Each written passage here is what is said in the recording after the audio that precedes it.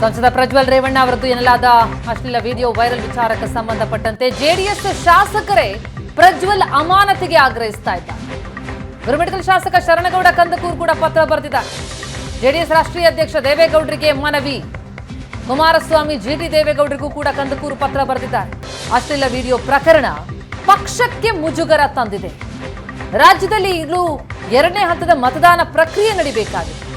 ಅಶ್ಲೀಲ ವಿಡಿಯೋ ಪ್ರಕರಣ ಚುನಾವಣೆ ಮೇಲೆ ಪ್ರಭಾವ ಬೀರಬಹುದು. ಸರ್ಕಾರ ಈ ಪ್ರಕರಣವನ್ನ ಎಸ್ಐಟಿ ತನಿಖೆಗೆ ವಹಿಸಿದೆ. ಪ್ರಕರಣ ಇತ್ಯರ್ಥ ಆಗೋವರೆಗೂ ಪ್ರಜ್ವಲ್ರನ್ನ ಅಮಾನತು ಮಾಡಿ. ಇದು ಜೆಡಿಎಸ್ ನಾಯಕರಿಗೆ ಶಾಸಕ ಶರಣಗೌಡ ಕಂದಕೂರು ಬರೆದಿರುವಂತಹ ಮನವಿ ಪತ್ರ.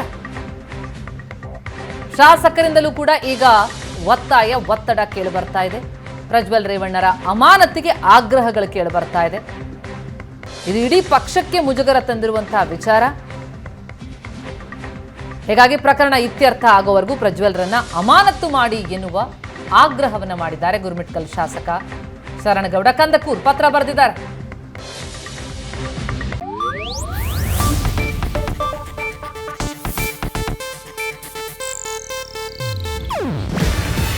ಇದು ಏಷ್ಯಾನೆಟ್ ನ್ಯೂಸ್ ನೆಟ್ವರ್ಕ್ ಪ್ರಸ್ತುತಿ. ನೀವು ನೋಡ್ತಿದ್ದೀರಾ ಏಷ್ಯಾನೆಟ್ ಸುವರ್ಣ ನ್ಯೂಸ್.